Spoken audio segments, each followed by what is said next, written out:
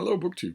I'm feeling a little bit under the weather, but I have a little bit of mail. I thought we'd do that in addition to my reading the rousing conclusion to Dracula. So let's do some mail just so that we can see each other today. We've got two packages here. One is a heavy envelope and one is a box. So I'm hoping that both are finished copies, preferably for November. Okay, what have we got here? This has no paperwork, so I don't know. I don't know when this comes out. Probably November.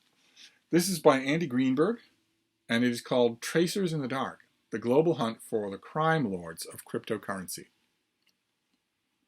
Interesting. Not a bad cover design. I don't have a sheet, so we'll just read this like we were finding it in a bookstore. This is from the author of Sandworm. This author wrote Sandworm, an award-winning senior writer for Wired magazine. What do we got here? Over the last decade, a single innovation has massively fueled the digital black markets: cryptocurrency.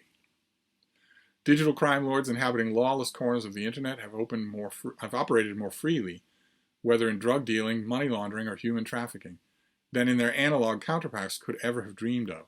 By transacting not in dollars or pounds, but in currencies with anonymous ledgers, overseen by no government, beholden to no bankers, these black marketeers have sought to rob law enforcement of their chief method of cracking down on illicit finance: following the money. But what if the centerpiece of this dark economy held a secret, a fatal flaw? What if their currency wasn't so cryptic after all? An investigator using the right mixture of technical wizardry, financial forensics, and old-fashioned persistence could crack open an entire world of wrongdoing. This book is the story of crime and pursuit unlike any other. With unprecedented access to the major players in federal law enforcement and private industry, veteran cybersecurity reporter Andy Greenberg tells an astonishing tale of criminal enterprises built and destroyed.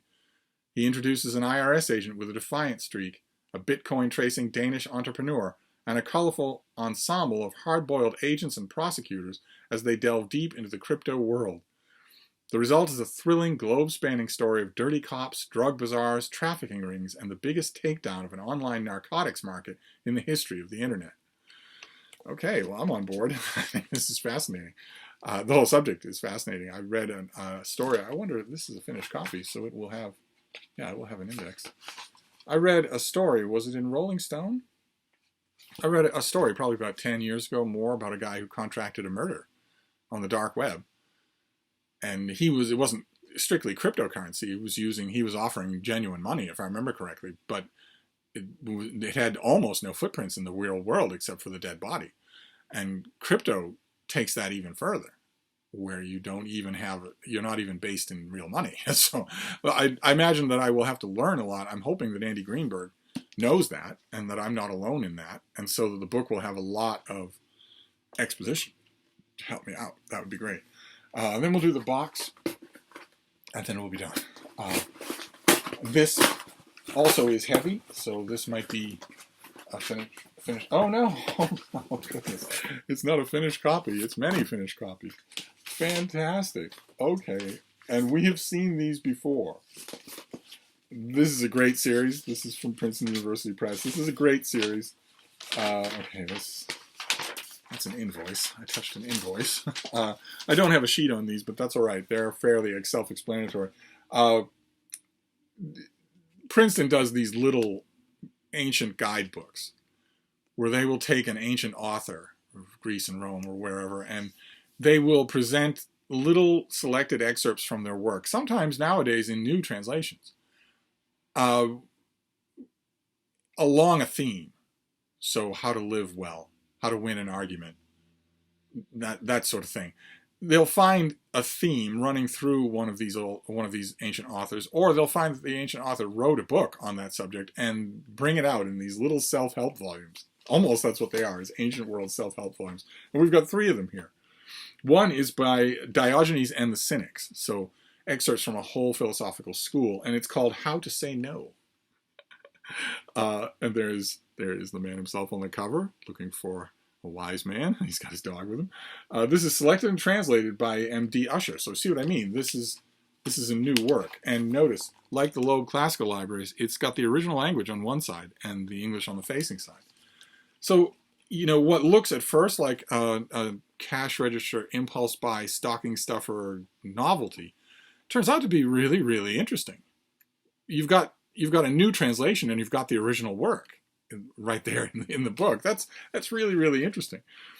So what is this one? The cynics were ancient Greek philosophers who stood athwart the flood of society's material excess, unexamined conventions, and even norms of politeness, and thundered no. Little echo of William F. Buckley there. Diogenes, the most famous cynic, wasn't shy about literally extending his middle finger to the world, expressing mock surprise that, quote, most people go crazy over a finger. When asked why he was called Diogenes the dog, he replied, because I fawn on those who give, I bark at those who don't, and I bite scoundrels.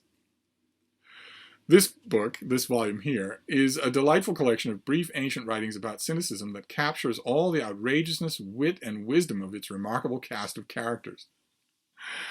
Okay, all right, so the first volume we have is How to Say No.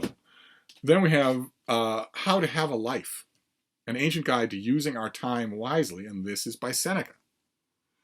And it is selected, translated, and introduced by James Romm.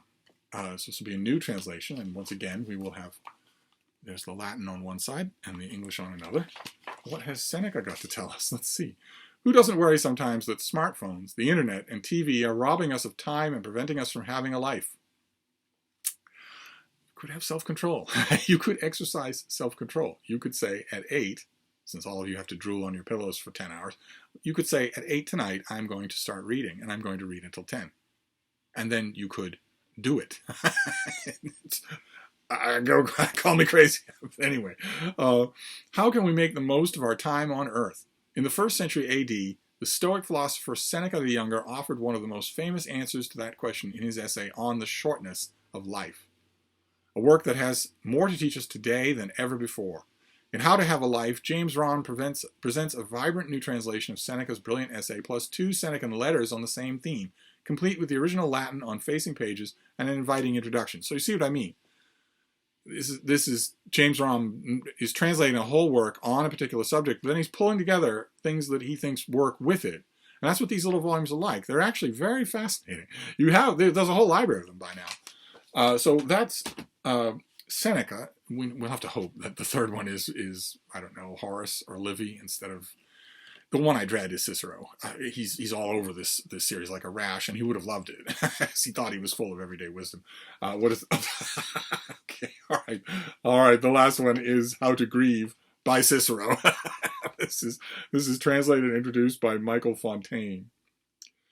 And notice this cover says Seneca, whereas this cover says inspired by Cicero.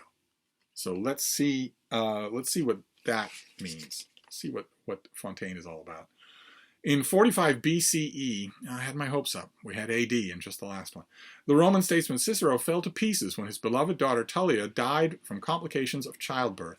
But in the depths of despair, Cicero fought his way back. In an effort to cope with his loss, he wrote a consolation speech, not for others, as had always been done, but for himself. And it worked. Cicero's consolation was something new in literature, equal parts philosophy and motivational speech. Drawing on the full range of Greek philosophy and Roman history, Cicero convinced himself that death and loss are part of life, and that others have survived them, he can too. Resilience, endurance, and fortitude are the way forward. Lost in antiquity, Cicero's consolation was recreated in the Renaissance from hints in Cicero's other writings and the Greek and Latin consolatory tradition. The resulting masterpiece, translated here for the first time in 250 years, is infused throughout with Cicero's thought and spirit. And that's why you see the inspired by, because this thing was cobbled together millennia after. Complete with original Latin on facing pages and inviting introduction, Michael Fontaine's engaging translation makes this searching exploration of grief available to readers once again.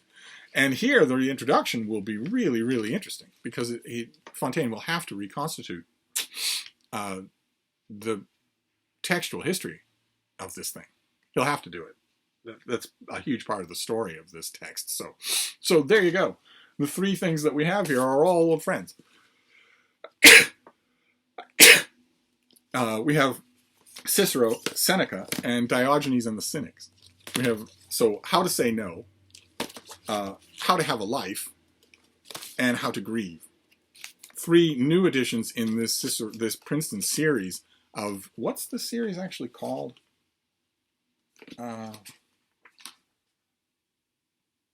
What's this? Ancient Wisdom for Modern Readers. That's the name. That's the name of the thing. And there are well over 24 of these, and these 3 will be coming out soon if they're not out already. So not a bad mail haul. So I'm sorry it'll be the only thing we get today, but we have Tracers in the Dark about cryptocurrency, the world of crypto, and 3 newly translated works from the ancient world. Not a bad way to go through the mail. Anyway, I'm going to wrap this up, but I'll be back. Thank you, BookTube.